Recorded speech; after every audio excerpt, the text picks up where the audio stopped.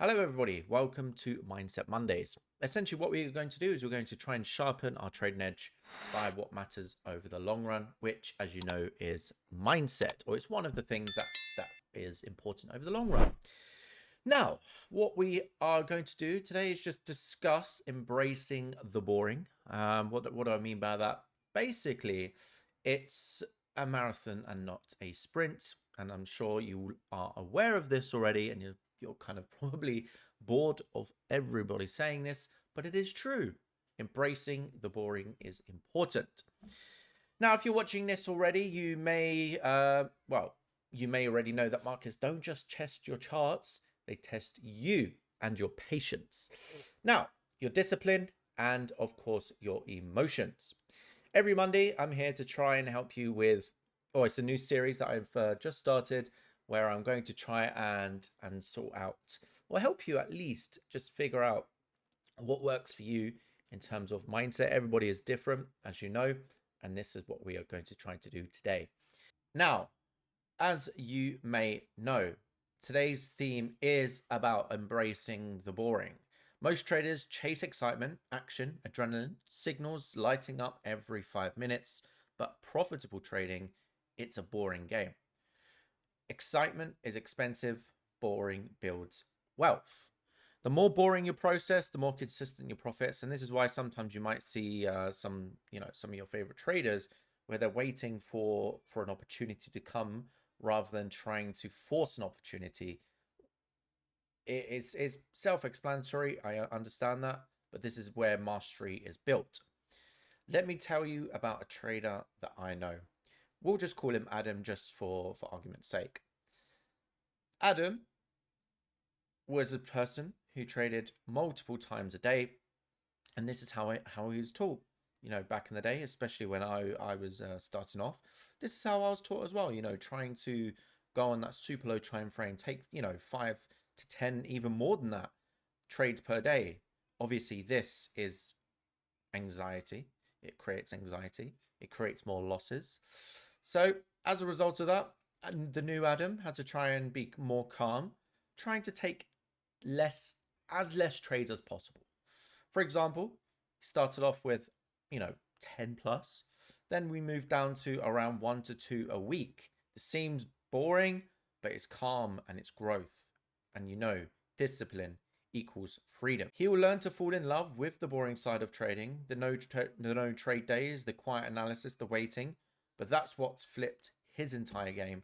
And especially for a lot of people that I know, it's important to sort of just take your time with things. And if you rush into a trade, you're more likely to lose it. So, how do we embrace the boring in your trading? Let's break it down. Routine equals power. Seems cringe, but I guess it's true. Having a pre-market routine and stick to it. For example, review the overnight markets, check the performance of other major global indices. So if you like to trade like the NASDAQ, you can have a little look at FTSE, the Nikkei, anything along those lines. If you trade the other ones like the FTSE or the 100, you can look at, the other indexes out there like the S&P, the NASDAQ, etc. and to gauge the sentiment overnight.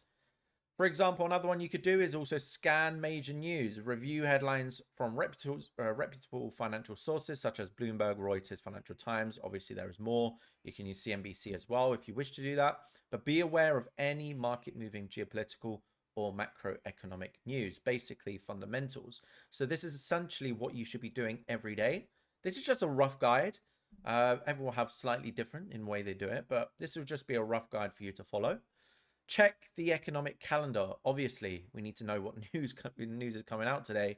Identify key economic data releases for the day, i.e., is there CPI, is there PPI, is there employment data, or is there PMI data, or more than that. Note the exact times of these releases and avoid trading during those periods of extreme volatility. Well, in the UK, major US data comes in at around 1:30 p.m. Obviously, you wouldn't want to be trading that or around that when there's major news events, especially if you're on prop firms, because prop firms, I'm sure, as you know, they don't allow this. They don't allow you to trade like 5 minutes before or 5 minutes after, whatever their sort of rule is. But they generally won't allow you to trade news events.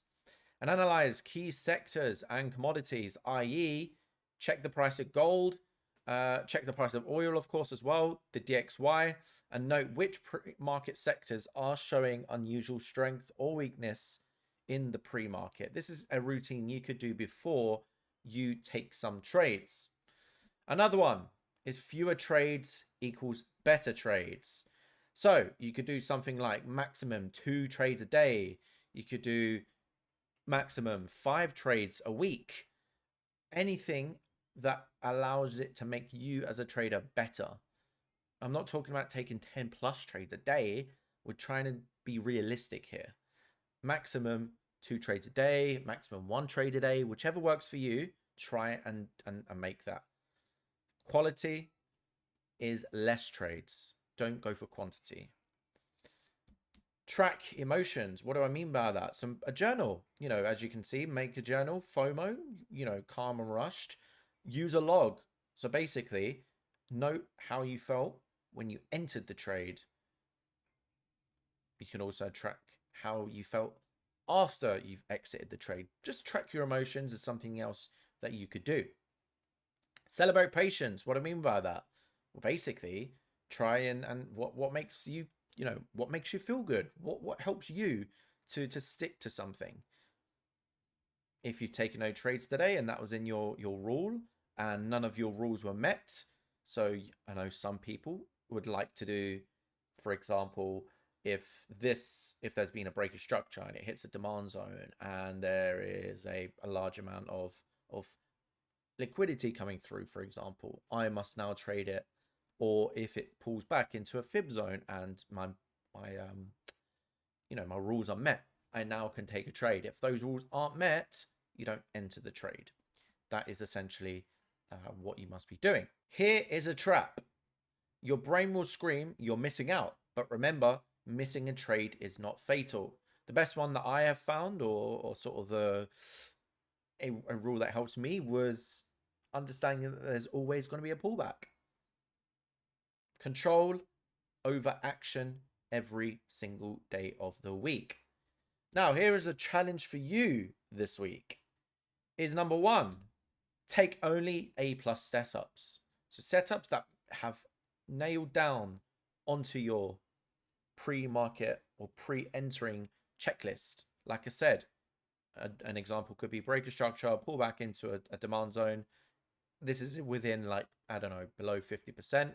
So obviously if you're buying, you want to be buying below 50%. So 50% or 61.8 or 72 on the fib zone. Obviously anything below that 50% mark when you're buying is good. That could be an example.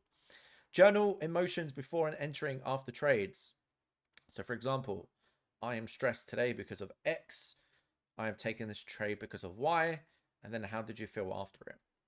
Reward yourself for skipping weak setups. Like I said, rewarding can be whatever you want to do, but you want to instill this in your mind that you need to be patient.